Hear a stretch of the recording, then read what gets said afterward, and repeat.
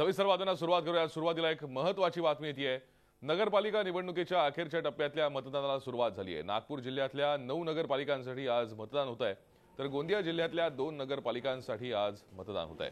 अशा प्रकारे विदर्भातल्या एकूण 11 नगरपालिका आणि नगराध्यक्षपदासाठी आज मतदान घेतलं जात आहे। त्यामुळे राज्याचे मुख्यमंत्री देवेंद्र फडणवीस आणि केंद्रीय मंत्री नितीन गडकरी यांची प्रतिष्ठा या निवडणुकीत पणाला लागली आहे।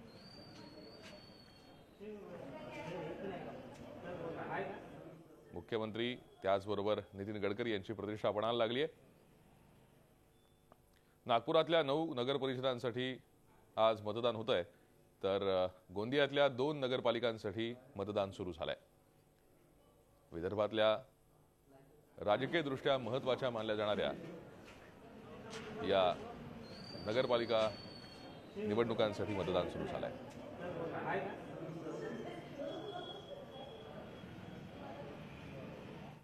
गोंदिया आणि तिरोडा नगर परिषदेच्या सार्वत्रिक निवडणुकीसाठी मतदानाची नोंद झाली आहे। गोंदिया नगराध्यक्षपदासाठी 14 उमेदवार, तर तिरोडा इथे 8 उमेदवार नगराध्यक्षपदाची निवडणूक लढवत आहेत। गोंदिया इथून 42 नगरसेवकांसाठी 257 उमेदवार, तर तिरोडा येथे 17 नगरसेवक पदासाठी 2 उमेदवार निवडणूक रिंगणात आहेत। गोंदिया येथील 21 प्रभाग आणि तिरोड्यातल्या 8 प्रभागांसाठी निवडणूक होतीये। गोंदिया इथे 143 आणि तिरोड्यात 58 मतदान केंद्रांवर मतदान सुरू झालंय।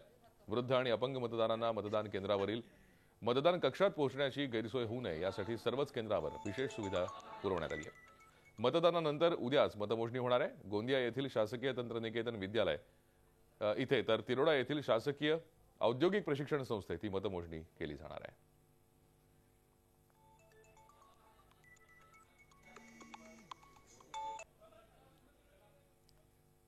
आपण या संदर्भात अधिक माहिती घेऊयात। आमचे प्रतिनिधी अखिलेश हाळवे सध्या आपल्याबरोबर आहेत। अखिलेश, राजकीयदृष्ट्या ही निवडणूक किती महत्त्वाची आहे आणि कसा प्रतिसाद मतदानाला सध्या मिळतोय?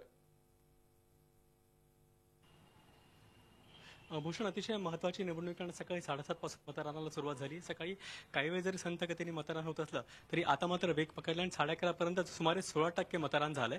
त्यामुळे आता रविवारचा सुट्टीचा दिवस, त्यामुळे उशिरा लोक घराबाहेर निघतात आणि आता मतदानाला वेग वाढलाय आणि एकूण संध्याकाळपर्यंत मोठ्या प्रमाणात मतदान होईल अशी अपेक्षा आहे। अतिशय राजकीयदृष्ट्या अतिशय महत्त्वाची निवडणूक आहे, कारण हा मुख्यमंत्र्यांचा गृह जिल्हा आहे, तसंच केंद्रीय मंत्री नितीन गडकरी यांचा देखील गृह जिल्हा, त्यामुळे ह्या सगळ्या बाबींचा विचार केला तर अतिशय महत्त्वाची निवडणूक आहे। आणि या निवडणुकीचं महत्त्व यावरून देखील कळतं की सर्वच पक्षांच्या वरिष्ठ नेत्यांनी इथे प्रचार केला। मग ते अशोक चव्हाण असतील किंवा धनंजय मुंडे असतील, मुख्यमंत्री असतील, नितीन गडकरी असतील, सर्वच पक्षांच्या वरिष्ठ नेत्यांनी इथे प्रचार केला। त्यामुळे एकूणच ह्या प्रतिष्ठेच्या निवडणुकीकडे सगळ्यांचं महत्त्व लक्ष लागलं। त्यामुळे सर्वांनी अतिशय महत्त्वाच्या मोठ्या प्रमाणात प्रचार केला आहे। आता एकूण मतदान कसं होतं आणि त्यानंतर उद्या मतमोजणीनंतर मत काय निकाल येतात याकडे आता सर्वांचं लक्ष लागलंय। भूषण, नक्कीच धन्यवाद अखिलेश। सविस्तर माहितीसाठी आपण पाहतोय मुख्यमंत्री त्याचबरोबर केंद्रीय मंत्री नितीन गडकरी यांची प्रतिष्ठा या निवडणुकीमध्ये पणाला लागली आहे। सर्वच पक्षाच्या मोठ्या नेत्यांनी इथे प्रचार केला होता। एक महत्त्वाची बातमी नागपूरमधूनच येते।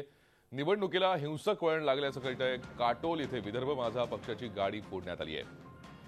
आपण पाहतोय भाजप आणि विदर्भ माझा पक्षाचे कार्यकर्ते एकमेकांना भिडलेत आणि त्यामध्ये विदर्भ माझा पक्षाच्या गाडीची तोडफोड करण्यात आली आहे। नागपुरात सध्या निवडणूक सुरू आहे, मतदान सुरू आहे। काटोल इथे हा प्रकार घडलाय। भाजप आणि विदर्भ माझा या पक्षाचे कार्यकर्ते एकमेकांना भिडलेत, त्यामध्ये विदर्भ माझा पक्षाच्या कार्यकर्त्याची गाडी फोडण्यात आली आहे। विदर्भात एकूण 11 ठिकाणी आज मतदान सुरू आहे। 11 नगर परिषदांसाठी मतदान सुरू आहे। यामध्ये काटोलमध्ये हा प्रकार घडलाय, हिंसक वळण लागलंय। भाजप आणि विदर्भ माझा पक्षाचे कार्यकर्ते एकमेकांना भिडलेत, यामध्ये विदर्भ माझा पक्षाच्या कार्यकर्त्याची गाडी फोडण्यात आली आहे। पुन्हा एकदा माहिती घेऊयात। आमचे प्रतिनिधी अखिलेश हाळवे आपल्यासोबत आहेत। अखिलेश, काटोलमध्ये हा धक्कादायक प्रकार घडलाय, हिंसक वळण लागलाय, काय अधिक माहिती आहे? खरे भूषण, अतिशय हे धक्कादायक पूर्ण प्रकार आहे। आज दुपारी साधारणतः 11:30 सुमारास काटोलच्या हेटीजवळ ही घटना घडली आहे आणि विदर्भ माझाचे जे तिथे पूर्ण नेते जिथे प्रचारात गेले होते तेव्हा भाजप आणि विदर्भ माझाचे कार्यकर्ते आपसात भिडले आणि एका प्रकारे मोठ्या प्रमाणात हिंसक वळण पूर्ण या घटनेला लागलंय आणि ह्या विदर्भ माझाचे नेते त्यांची गाडी फोडण्यात आली, गाडीचा काच फोडण्यात आला। अतिशय धक्कादायक प्रकार आहे। खरं तर सकाळपासून अतिशय शांततेने सगळीकडे निवडणूक प्रक्रिया सुरू होती, मतदान प्रक्रिया सुरू होती। आता मात्र हिंसक वळण या पूर्ण घटनेला लागलंय. त्यांची गाडी फोडण्यात आली आहे. त्या गाडी थोड्या तिथे त्याची तक्रार देखील करणार आहे आणि एकूणच ह्या पूर्ण सगळीकडे शांततेने सुरू असताना या घटनेमुळे अतिशय धक्का पोहोचला. इथे बंदोबस्त देखील वाढवण्यात आलाय.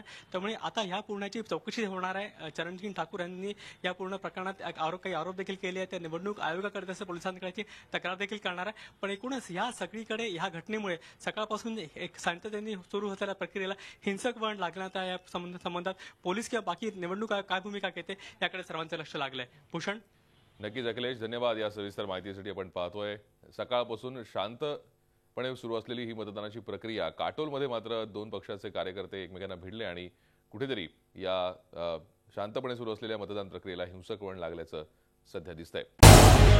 झी 24 तास रहा एक पाऊल पुढे.